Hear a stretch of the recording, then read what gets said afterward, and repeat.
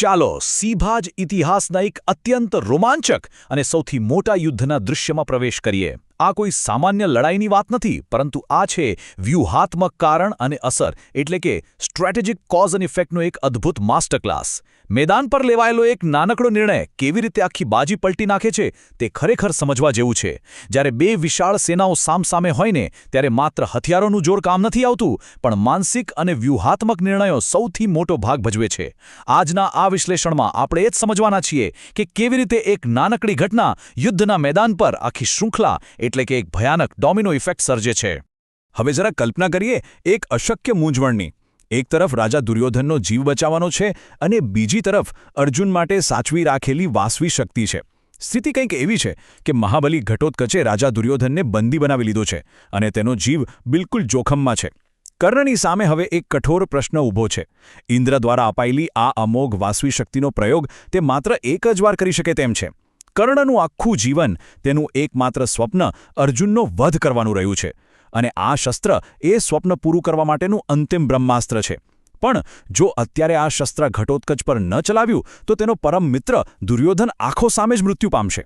રાજકીય વફાદારી અને વ્યક્તિગત મહત્વાકાંક્ષા વચ્ચેની આ એક એવી પસંદગી છે જે કોઈપણ યોદ્ધાને અંદરથી તોડી નાખે. મિત્રના એક શ્વાસ માટે 100 જન્મ કુરબાન કરી શકાય છે. આ વિચારસરણી આપણને બતાવે છે કે કર્ણ આ કટોકટીનો ઉકેલ કેવી રીતે લાવે છે. આ માત્ર કોઈ સંવાદ નથી, પણ કર્ણનો અંતિમ નિર્ણય છે. કર્ણ પોતાના આજીવન લક્ષ્યને એક જ પળમાં જતો કરે છે. તે વાસવી શક્તિનું સંધાન કરે છે અને ઘટોત્કચનો અંત લાવવા માટે તેને છોડી દે છે. કર્ણ માટે તેની મિત્રતાનું મૂલ્ય અર્જુન પરની તેની જીત કરતાં ઘણું ઊંચું છે. આ બાબત સ્પષ્ટ કરે છે કે રણનીતિમાં કેટલીકવાર વ્યક્તિગત સંબંધો અને લાગણીઓ સૌથી શક્તિશાળી શસ્ત્રોની દિશા પણ બદલી નાખે છે. કર્ણ એ સ્વીકારી લે છે કે સપના પૂરા કરવા માટે વાસ્તવિકતાને નષ્ટ ન કરી શકાય અને તેની વાસ્તવિકતા અત્યારે તેનો મિત્ર છે. અહીં એક બહુ મોટો સવાલ થાય કે શું એક વિનાશકારી વ્યૂહાત્મક નુકસાન ખરેખર લાંબા ગાળાની જીતની ખાતરી આપે છે ખરી? ઘટોત્કચનો બલિદાન પાંડવો માટે એક મોટો ફટકો હતો. સેનાએ ભારે નુકસાન વેઠ્યું હતું, પણ છતાં પડદા પાછળ એક અલગ જ ગણિત ચાલી રહ્યું છે. જરા ધ્યાનથી જોઈએ તો કર્ણે પોતાનો અમોઘ શસ્ત્ર કાયમ માટે ગુમાવી દીધું છે. હવે તેની પાસે કોઈ એવી શક્તિ નથી જે અર્જુન સામે નિશ્ચિત જીત અપાવી શકે. એક જ ક્ષણમાં એક ભયાનક નુકસાન છતાં પાંડવોના સૌથી મહાન યોદ્ધા અર્જુન પર તોળાઈ રહેલો સૌથી મોટો ખતરો હંમેશા માટે ટળી ગયો છે. યુદ્ધની આ જ તો વિશેષતા છે. જે નુકસાન દેખાય છે તે કદાચ આવનારી જીતનો સૌથી મજબૂત પાયો હોઈ શકે છે. આ આખી પરિસ્થિતિ પાછળ એક અત્યંત ઊંડો દાર્શનિક ખ્યાલ રહેલો છે, જેને આપણે નિયતિ અથવા ધર્મ તરીકે ઓળખીએ છીએ. કૃષ્ણ આ પરિસ્થિતિને એક મોટા કોસ્મિક કાયદા તરીકે જુએ છે. તેઓ સ્પષ્ટ કરે છે કે ઘટોત્કચનું મૃત્યુ ભલે અત્યારે એક મોટો અન્યાય લાગતો હોય, પરંતુ ધર્મની સ્થાપના માટે આવા વ્યક્તિગત બલિદાનો અનિવાર્ય હોય છે. આને આપણે યુદ્ધનું એક કઠોર ગણિત કહી શકીએ. કોઈ મહાન લક્ષ્યની પ્રાપ્તિ માટે અને મુખ્ય યોદ્ધાઓના અસ્તિત્વને ટકાવી રાખવા માટે ક્યારેક અત્યંત કઠોર નિર્ણયો લેવા જ પડે છે. ઘટોત્કચનું બલિદાન બિલકુલ વ્યર્થ નથી ગયું. તે અર્જુનના જીવનની સુરક્ષા માટે અને એ અંતિમ વિજય માટે ખૂબ જ આવશ્યક હતું. હવે જોઈએ કે આ વાર્તા કેવી રીતે એકદમ નવો વળાંક લે છે.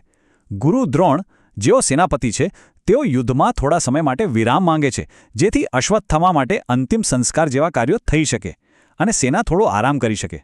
પણ આ શું? તેમના આ નિર્ણય પર બંને પક્ષથી ભારે વિરોધ થાય છે. ભીમ આરોપ લગાવે છે કે દ્રોણ માત્ર કૌરવોને આરામ આપવા માંગે છે. પણ સૌથી મોટો ફટકો તો ત્યારે પડે છે જ્યારે તેમનો પોતાનો પુત્ર અશ્વત્થામા અને રાજા દુર્યોધન તેમના પર પક્ષપાતનો ખુલ્લો આરોપ લગાવે છે. અશ્વત્થામા અત્યંત કઠોર શબ્દોમાં કહે છે કે તેના પિતાએ વચનભંગ કર્યો છે. જરા વિચારો, એક સન્માનિત સેનાપતિ માટે પોતાના જ લોકો તરફથી આનાથી મોટું અપમાન શું હોઈ શકે? દ્રોણના ક્રોધનો ભયાનક જ્વાળામુખી કેવી રીતે ફાટે છે તે આ ઘટનાક્રમના જોઈ શકાય છે. આવું ભયંકર અપમાન સહન કર્યા પછી દ્રોણનું ધૈર્ય સંપૂર્ણપણે તૂટી જાય છે. તેઓ પોતાના જ્ઞાન અને પુણ્યના કવચને ધારણ કરીને એક વિનાશક પ્રતિજ્ઞા લે છે. જે પણ યોદ્ધા હવે તેમની સામે આવશે તેનું તેઓ વધ જ કરશે. ત્યારબાદ તેઓ રચે છે શમશાન વ્યૂહ, એક એવી ભયાનક ચક્રવ્યૂહ જેવી ગોઠવણી જ્યાંથી કોઈ જ જીવતું બચી શકતું નથી. અને છેલ્લે પોતાના જ અગ્નિઅસ્ત્રથી રાજા દ્રુપદને જીવતા સળગાવી દે છે. આ ઘટના સ્પષ્ટપણે બતાવે છે કે જ્યારે એક સેનાપતિના સન્માનને ઠેસ પહોંચે છે ત્યારે તે એક લાગણીહીન અને અત્યંત વિનાશક શક્તિમાં ફેરવાઈ જાય છે. આ એક અત્યંત ખતરનાક પરિવર્તન છે. વિપક્ષી સેના સમક્ષ હવે એક અત્યંત ભયાનક વાસ્તવિકતા આવીને ઊભી છે. જ્યાં સુધી દ્રોણના હાથમાં શસ્ત્ર છે, ખુદ કાળ પણ તેમનો વાળ વાંકો કરી શકે તેમ નથી. ક્રોધથી ભરેલા દ્રોણ હવે જાણે એક મશીનની જેમ સામે આવનાર દરેક શત્રુનો ખાત્મો બોલાવી રહ્યા છે. દ્રુપદનો વધ કરીને તેમણે પોતાની પ્રતિષ્ઠા પૂરી કરી લીધી છે, પરંતુ તેમનો વિનાશ અટકવાનું નામ નથી લઈ રહ્યો. આ એ જ ક્ષણ છે જ્યાં પરંપરાગત યુદ્ધની બધી જ પદ્ધતિઓ સંપૂર્ણપણે નિષ્ફળ જાય છે. શસ્ત્રો અને કવચ સામે હવે કોઈપણ ભૌતિક બળ કામ આવી શકે તેમ જ નથી. તો હવે સામે એક અંતિમ અને સૌથી મોટો વ્યૂહાત્મક કોયડો છે. કોઈ સેના સંપૂર્ણપણે અજય એવા સેનાપતિને હરાવે તો હરાવે કેવી રીતે? જ્યારે દુશ્મનને શારીરિક રીતે નબળો ન પાડી શકાય ત્યારે શું કરવું? આ પરિસ્થિતિ એ દર્શાવે છે કે હવે યુદ્ધના નિયમો બદલવા જ પડશે. સીધા શારીરિક યુદ્ધથી હવે ગણતરીપૂર્વકના મનોવૈજ્ઞાનિક યુદ્ધ તરફ વળવાનો સમય પાકી ગયો છે. જો દ્રોણને શસ્ત્રોથી હરાવી શકાતા નથી તો કંઈક એવું કરવું પડશે જેનાથી તેઓ જાતે જ પોતાના શસ્ત્રો હેઠા મૂકી દે. અને બરાબર અહીંથી જ વાર્તામાં એક અત્યંત તેજસ્વી વ્યૂહરચનાનો પ્રવેશ થાય છે. અહીં કૃષ્ણનો માસ્ટર પ્લાન અમલમાં આવે છે. કૃષ્ણ બહુ સારી રીતે જાણે છે કે દ્રોણનું એકમાત્ર નબળું પાસું, તેમની એકમાત્ર નબળાઈ તેમનો પુત્ર છે. આખી વ્યૂહરચના 3 તબક્કામાં વહેંચાયેલી છે. પહેલું, સેનાપતિનો પુત્ર અશ્વત્થામાને જ લક્ષ્ય બનાવો. બીજું, સેનાપતિનું ધ્યાન એ તરફ ખેંચો. અને ત્રીજું, પુત્ર મોહનો ઉપયોગ કરીને સેનાપતિને માનસિક રીતે જ તોડી પાડો. કૃષ્ણ સ્પષ્ટ કરે છે કે આ એકમાત્ર એવું વ્યૂહ છે જેને આચાર્ય દ્રોણ પણ તોડી શકતા નથી. આ એવું મનોવૈજ્ઞાનિક લીવર છે જે કોઈપણ ભૌતિક કવચ કે અસ્ત્રને બહુ જ સરળતાથી બાયપાસ કરી જાય છે. આ સીધો હુમલો શરીર પર નહીં પણ લાગણીઓ પર છે. અને આ છટકું કંઈક આ રીતે અમલમાં મૂકવામાં આવે છે. આ કોઈ સામાન્ય યોજના નથી. આ અત્યંત સિંક્રોનાઇઝ્ડ ટ્રેપ છે. સૌથી પહેલાં અશ્વત્થામાને યુદ્ધના મેદાનમાં સાવ એકલો પાડી દેવામાં આવે છે. ત્યારબાદ ધૃષ્ટદ્યુમ્ન સતત દ્રોણને યુદ્ધમાં રોકી રાખે છે, જેથી તેઓ પોતાના પુત્રની મદદે જઈ જ ન શકે. બીજી તરફ ભીમ ઘાયલ અશ્વત્થામાનો આક્રમક રીતે પીછો કરવાનું શરૂ કરે છે. અને સૌથી મહત્વનું, જ્યારે કર્ણ અશ્વત્થામાની મદદે જવાનો પ્રયાસ કરે છે ત્યારે કૃષ્ણ તેને વચ્ચે જ અટકાવે છે અને દ્રોણ સાથે જ યુદ્ધ કરવા મજબૂર કરી દે છે. અહીં દરેક યોદ્ધાનું પોતાનું એક ચોક્કસ કામ છે.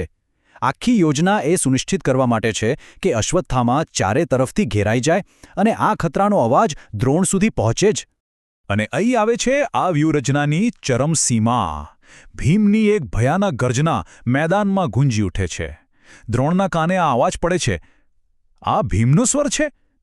ક્યાંક એવું તો નથી કે ભીમ અશ્વત્થામા સાથે યુદ્ધ કરી રહ્યો હોય? બસ આ એ જ ક્ષણ છે જેની કૃષ્ણે યોજના બનાવી હતી. આ ગર્જના માત્ર એક અવાજ નથી, તે આખી મનોવૈજ્ઞાનિક જાળનું ખુલવું છે. જે દ્રોણને કોઈ શસ્ત્ર નહોતું રોકી શક્યું તેને તેના પુત્ર પરના ખતરાની એક ગર્જનાએ અંદરથી હચમચાવી દીધો. આ એક એવી ક્ષણ છે જ્યાં શારીરિક અજેયતા માનસિક ભય સામે ઘૂંટણીએ પડી જાય છે. તો આ બધી જ રણનીતિઓ અને દાવપેચ સમજ્યા પછી એક અંતિમ અને વિચાર પ્રેરક પ્રશ્ન સાથે આજના આ વિશ્લેષણનો સમાપન કરીએ. શું આપણા સૌથી ઊંડા ભાવનાત્મક બંધનો જ આપણી સૌથી મોટી વ્યૂહાત્મક નબળાઈઓ હોય છે? આજે આપણે જોયું કે કેવી રીતે કર્ણની તેના મિત્ર પ્રત્યેની વફાદારીએ તેને અંતિમ શસ્ત્રનો ઉપયોગ કરવા મજબૂર કર્યો અને કેવી રીતે દ્રોણનો તેમના પુત્ર પ્રત્યેનો મોહ તેમના અજેય કવચમાં સૌથી મોટી તિરાડ બની ગયો. યુદ્ધ ભલે ગમે તેટલું ભૌતિક, ક્રૂર અને ગણતરીપૂર્વકનું કેમ ન હોય, આખરે લાગણીઓ અને પ્રેમ જ તેની દિશા અને પરિણામ નક્કી કરે છે. ખરું ને? આજના આ વિશ્લેષણમાં જોડાવા બદલ ખૂબ ખૂબ આભાર. આશા છે કે આ માહિતીઓ અત્યંત રસપ્રદ રહી હશે. ફરી મળીશું એક નવા અને રોમાંચક વિષય સાથે.